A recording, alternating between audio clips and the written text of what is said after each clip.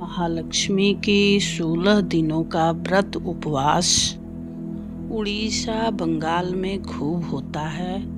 लक्ष्मी जी 16 दिन तक घूमती हैं और जिसके घर साफ सफाई और विधि विधान से पूजा अर्चना होती है उसके घर में घुस जाती हैं, उसके भंडारे भर देती हैं।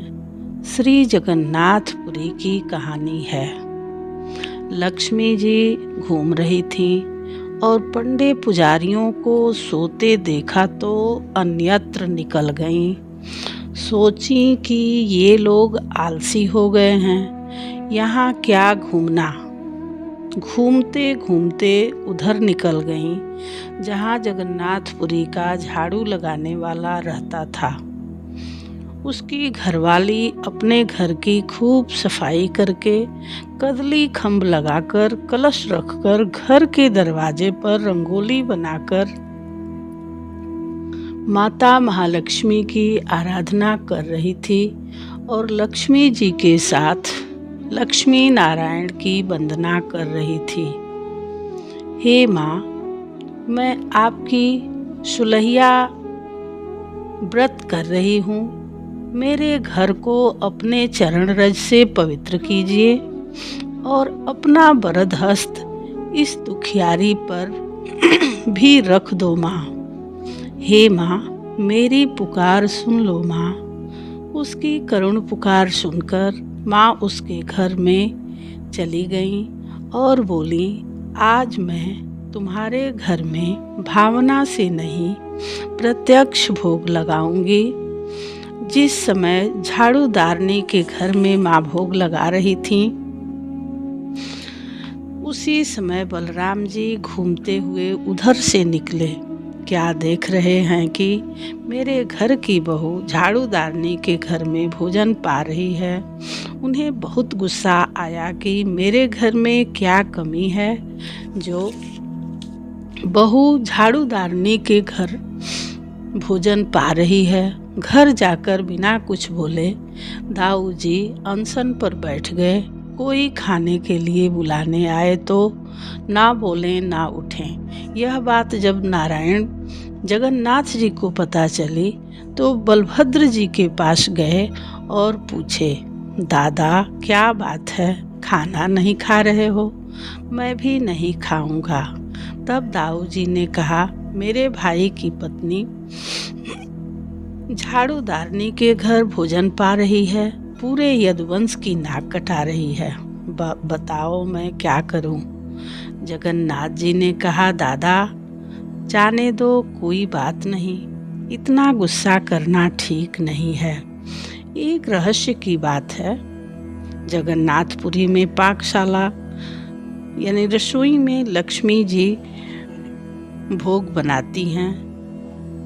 इस समय में जगन्नाथपुरी में जो ब्राह्मण रसोइये हैं वे अपने को जगन्नाथ जी की गृहिणी मानते हैं, गृहिणी के रूप में पाक सिद्ध करते हैं। जगन्नाथ जी ने कितना भी कहा, दादा चलो भोजन करते हैं, लेकिन दाऊ जी ने भोजन नहीं किया। तब जगन्नाथ जी भी भोजन नहीं किए और बोले कि देवी दाऊ दादा झूठ तो बोलते नहीं, क्या बात है? तब माता लक्ष्मी ने कहा, हाँ मैं गई थी, वे हमारे भक्त हैं, हमने वहाँ भोजन पाया। जगन्नाथ जी बोले, ठीक है, तब दादा नहीं भोग पा रहे हैं तो मैं कैसे पाऊंगा? तब माता लक्ष्मी ने कहा, ठीक है, जब मेरे हाथ का बना खाना कोई खाएगा नहीं तो मैं जा रही हूँ। भगवान कुछ हाँ या नहीं ना बोले ही नहीं। माता समझी, प्रभु मौन स्वीकृति दे दिए हैं। भगवान तो संकोच बस कुछ नहीं बोले। माता का मन आत्मग्लानि से भर गया। उन्होंने प्रभु को प्रणाम किया और बोली, जो भूल हुई उसे क्षमा कीजिए, मैं जा रही हूँ। दिन भर माँ घर में रहीं और रात को ही घर से चली गईं। उनके जाते ही जगन्नाथ जी फटीचर हो गए, हालत बद से बदतर हो गई। सोने का पलंग, गद्दा बिछौना सोना चांदी सब कुछ गायब हो गया। वहाँ खाने के लाले पड़ गए। जो पंडा पुजारी माता लक्ष्मी की कृपा से सोना चांदी पहनकर दिन भर घूमते थे, सब चले गए। कोई भी भक्त वहाँ नहीं पहुँच रहा था, न कोई चढ़ावा चढ़ रहा था। जगन्नाथ जी ने कहा, दादा अब कोई दर्शनार्थी भी नहीं आ रहा है। जो दिन भर आकर खिलाते थे, आज कोई पूछने भी नहीं आ रहा है कि कुछ खाए कि नहीं, सोए कि नहीं। दादा ने कहा, हम ऐसा नहीं समझते थे। तुम्हारी बहू इतनी तुनक मिजाज है, उसको कहना चाहिए कि ठीक है, मैं नहीं जाऊंगी किसी के घर। चलो जो हुआ सो हुआ, विपत्ति तो विपत्ति है। शरीर पर पोशाक भी नहीं रहा, वस्त्र भी लक्ष्मी, धन भी लक्ष्मी, बर्तन भी लक्ष्मी है। सब कुछ लक्ष्मी का स्वरूप है। सब कुछ गायब हो गया। दाऊ जी बोले, ऐसा करो, समुद्र के किनारे स्वर्ग द्वार पर बैठ जाओ। वहाँ भिक्षुक लोग बैठते हैं, कपड़ा फैलाकर और कहते हैं, जय जगन्नाथ, जय जगन्नाथ, जय जगन्नाथ। कुछ भी मिल जाएगा खाने के लिए, लेकिन वहाँ भी कुछ नहीं मिला। दाऊ जी और जगन्नाथ जी अपने असली स्वरूप में तो थे नहीं। एक बूढ़े को इन दोनों बालकों पर दया आई। उसने उनके कपड़े पर एक एक मुट्ठी लाई डाल दी। दोनों खुश हुए कि चलो कुछ तो मिला खाने के लिए। लेकिन माता महालक्ष्मी के प्रकोप से ऐसी हवा चली कि सब लाई उड़ गई। अब दाऊ जी और जगन्नाथ जी समझ गए कि लक्ष्मी जी का प्रकोप है। दाऊ जी ने कहा कि ऐसा करो कि है तो हमारे घर की बहू ही, उसको किसी तरह मना लो। हमारे ठाकुर जी तो मनाने में निपुण हैं ही। माननियों को मनाने में हमारे ठाकुर जी बहुत चतुर हैं। बोले, दादा आपकी प्रतिष्ठा बरकरार रहेगी, आपको कुछ नहीं करना है, हम देखते हैं। दाऊ जी ने कहा, चलो बहू को मना लाएं। बहू कहाँ है? श्री ठाकुर जी और बलराम जी उसी जगह पर गए जहाँ झाड़ूदार के घर में खूब भंडारा चल रहा था। साधु संत भोजन पा रहे थे। लक्ष्मी जी खुद भंडारा कर रही थी। झाड़ूदार के घर साक्षात लक्ष्मी का वास हो गया था। बलराम जी ने कहा, चलो पहले भोग पा रहे हैं, उसके बाद बहू को ढूंढेंगे। ठाकुर जी ने हाथ दबाया, कहा, दादा यहीं पर तो वह भोग पा रही थी, तो आप नाराज हो गए। दाऊ जी ने कहा, चल हो गए तो हो गए, तुम उसी बात को लेकर बैठे हो। ठाकुर जी ने कहा, यही तो कारण था उसके घर छोड़ने का। आप कह रहे हो वहीं चलते हैं। लक्ष्मी जी ने बाहर दोनों को देखा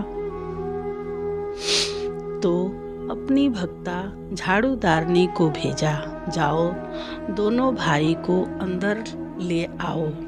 झाड़ूदारनी ने कहा, अंदर चलो। ठाकुर जी ने कहा, अंदर क्यों चलें? उसने कहा, हमारी मालकिन ने बुलाया है। ठाकुर जी ने कहा, हम तुम्हारी मालकिन को नहीं जानते।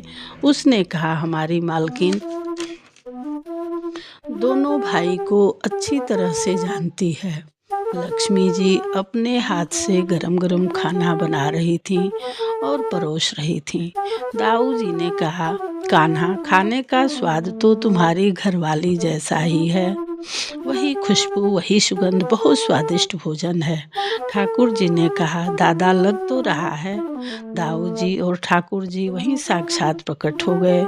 लक्ष्मी जी ने कहा, प्रभु जैसे केवल आप अपने भक्तों पर ही रिझते हैं, मैं भी केवल यही देखती हूँ कि आपका निष्काम भक्त कौन है।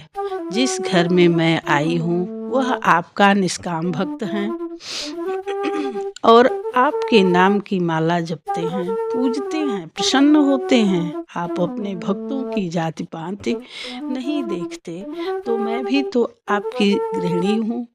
सारे कायदे कानून केवल मेरे ऊपर हैं। आपके ऊपर कोई कानून कायदा नहीं है। अब मैं मान तो रही हूँ, लेकिन कुछ शर्तों के साथ। बोलो भक्त वत्सल भगवान श्री जगन्नाथ की जय, श्री ठाकुर जी की जय। ठाकुर जी लक्ष्मी जी की शर्त को मान लिए और कहा, चलो हमें तुम्हारी शर्त मंजूर है। लक्ष्मी जी ने कहा, आज से पुरी क्षेत्र श्रीपुरी क्षेत्र माना जाएगा। ठाकुर जी ने कहा, एवमस्तु। इसलिए जगन्नाथ जी को श्री क्षेत्र कहा जाता है। वहाँ लक्ष्मी जी का क्षेत्र है, वहाँ साक्षात लक्ष्मी विराजती हैं। दूसरा वरदान, आज से आपके प्रसाद में किसी से किसी का भेद नहीं होगा। ऊंच नीच सभी एक साथ बैठकर प्रसाद पाएंगे, किसी प्रकार का कोई दोष नहीं लगेगा। जगन्नाथ जी का प्रसाद पा लेने से संसार चक्र से मनुष्य मुक्त हो जाएगा, प्रसाद मात्र से मोक्ष को प्राप्त होगा। ठाकुर जी ने कहा, एवमस्तु। लक्ष्मी जी ने कहा, मैं पालकी में बैठकर आ रही हूँ, हमारे स्वागत की तैयारी करो। महाराज, लक्ष्मी जी आ रही हैं। इतने से ही मंदिर सोने चांदी से चकाचक हो गया। भक्तों की भीड़ लग गई। पंडे पुजारी दौड़ने लगे। दाऊ जी और ठाकुर जी ने अपने हाथ से रसगुल्ले बनाया और लक्ष्मी जी को भोग लगाया।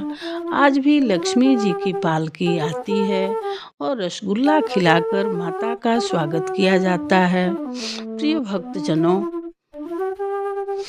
माता की कहानी सुनकर कहानी को लाइक, सब्सक्राइब, कमेंट और शेयर करके मेरी मदद करें। माता लक्ष्मी की कथा जो लाइक, सब्सक्राइब, शेयर, कमेंट करे, माता सबकी भला करे। जो न करे उसका भी घर धन धान्य से भर दें, ताकि कोई भी कभी भी भूखा ना रहे। बोलो माता महालक्ष्मी की जय। बोलो लक्ष्मी नारायण की जय।